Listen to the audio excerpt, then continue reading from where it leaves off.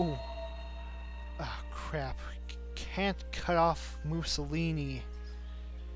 Gonna get to the ruins first, unless they faff around and don't. Oh. That is so disappointing.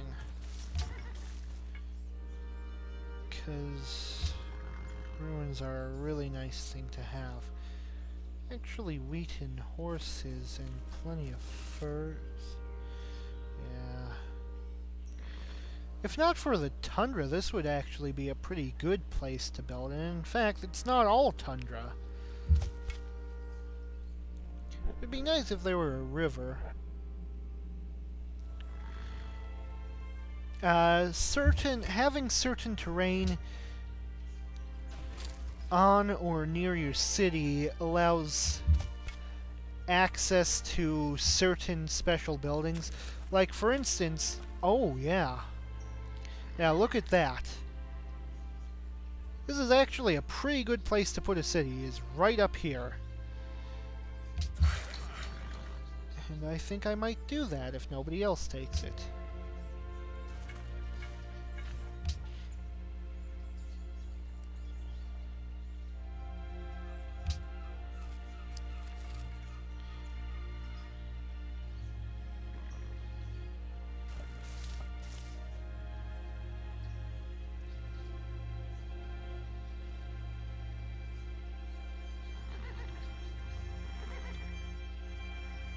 Alexander has entered the classical era.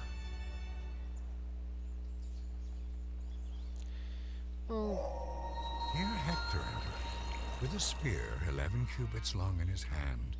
The bronze point gleamed in front of him, and was fastened to the shaft of the spear by a ring of gold.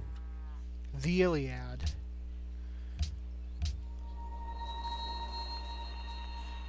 Ah. I was going to build a farm there, but instead, let's build a mine there so we can cash in on that iron. I mean, it's only 2, but it's iron. Okay, what should we work towards next? I got a lot of forests around my city, so I want... yeah, lumber mill. And I need to go through masonry for that, which would give me a quarry, which would allow me to start working my,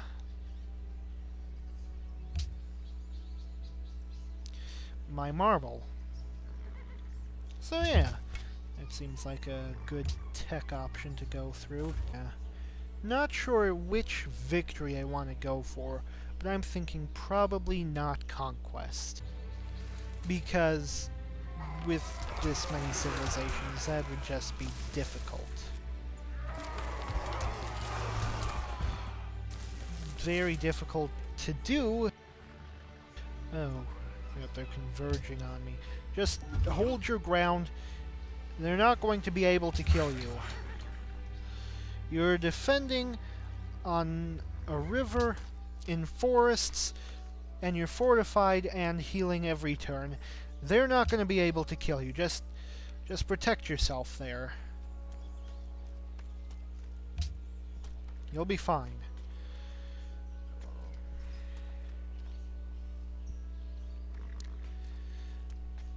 So, one of the things that kind of feeds into your choice of victory is also your ideology. Which is something that happens later game. Oh dear.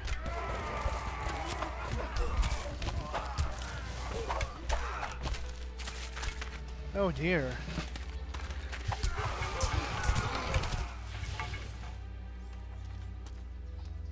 Oh shit. Crap. He's on 7 HP. Okay. I don't like doing this, but he needs that to survive. 7 hit points. He would not have been able to survive without it. And that's the only time when it's worth taking that. When not taking it would result in the unit's certain demise.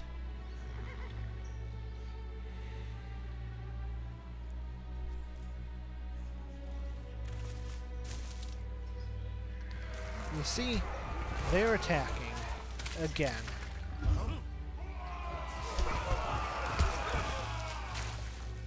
There's just so many of them.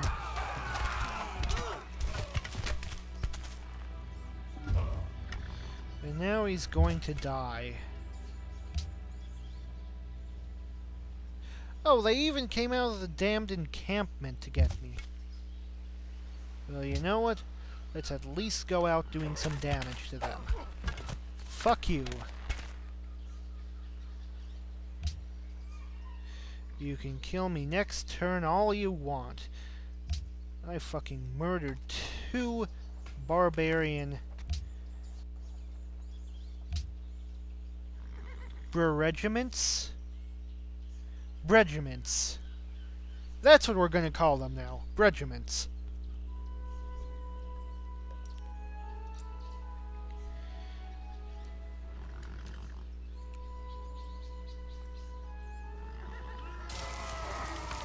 Fuck you!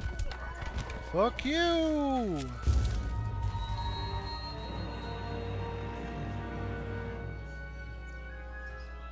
I'm going to kill them now. They don't know that yet, but I'm gonna fucking kill them. Oh. I'd forgotten that also increases the rate of settler production. So I think we still want to settle here.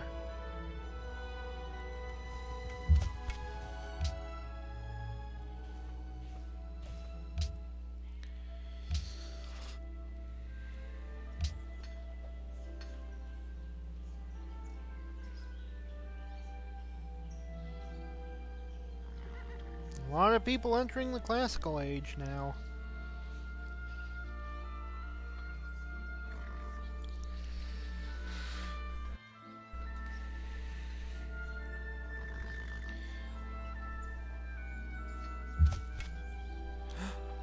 Pantheon?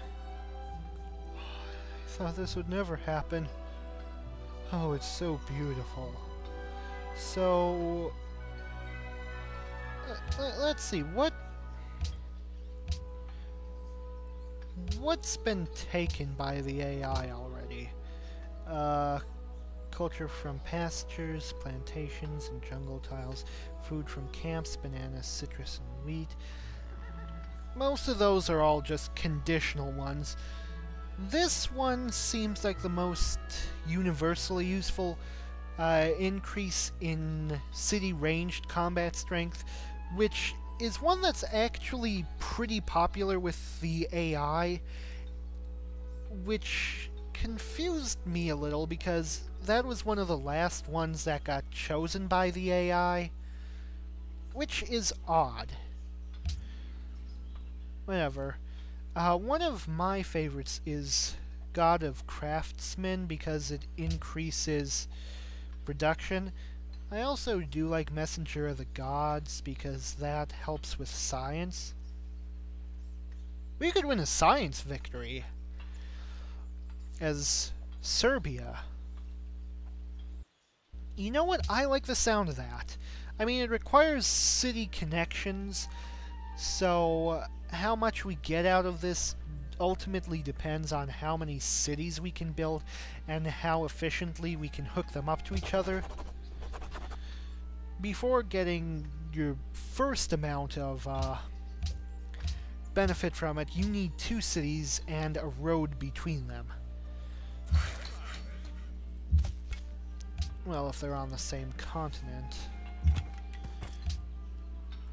You can also connect cities using harbors. It's going to be a while before we can get any benefit out of it, but once you've got a large empire, which is how I usually like to play, lots of cities, I want 1 here, 1 here, and one here, and of course there's Belgrade right here. Then we're going to... I mean, 4 cities, once they're all 4 hooked up, that's plus 6 science, which is half of the amount we're currently making. Of course, by the time we have 4 cities, we'll be making a lot more. And technology cost does increase by the amount of cities you have. How happy are those whose walls already rise? But you can improve the cities to make up for that increase in cost. And a lot of the times, if you play a decent game of Civ 5, you can wind up getting the most science in the game by having the most amount of cities.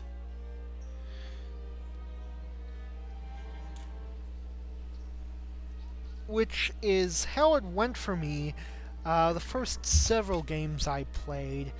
Back during vanilla Civ 5, before they started coming out with expansions, most of the other victory options were kind of boring, so I always used to go for Conquest. And I would just get these huge land empires, which got so big that it became annoying to try to administrate them. And I was getting tons of science out of that, and was easily dominating. Now, however, it's actually pretty interesting to try and go for one of the other victory types, because they're more in depth now. So let's see what the second city is. Novi Sad. Never heard of it. Why are you so sad, Novi Sad?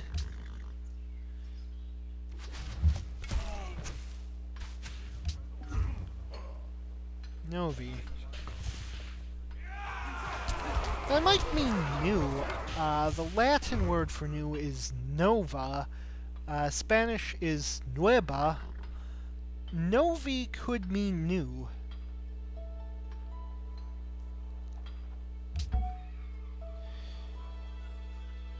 Kefalia. I guess just hold on to you for a while. And what should we build here? Well, you know what? I want this religion, so shrine. Get me a shrine. So here we are, Serbian Empire. We got Belgrade and Novi Sad. You know what? I think it's a fairly good time to wrap up this session. So hopefully everything gets edited and uploaded all right. And assuming that it does, I will see you later.